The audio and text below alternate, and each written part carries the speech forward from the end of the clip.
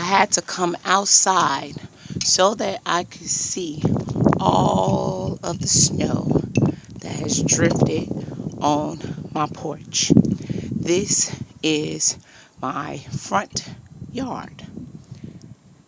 This is something that cannot be shoveled. This is crazy.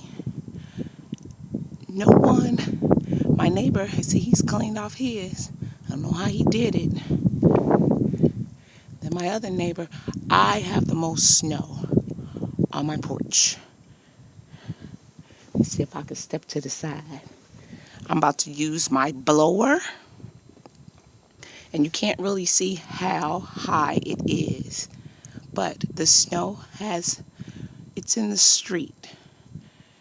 And I'll compare it over here. Let's see, to my neighbors. It's up to my fence. My fence is a 5-foot fence. And it's over, pretty much, it's half of it.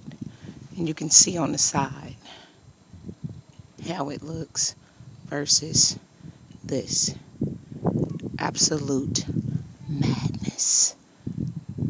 It's God's work, though. I ain't mad. I'm just gonna blow all of this off. Sweep it, stand and blow. Absolutely. Ta-ta.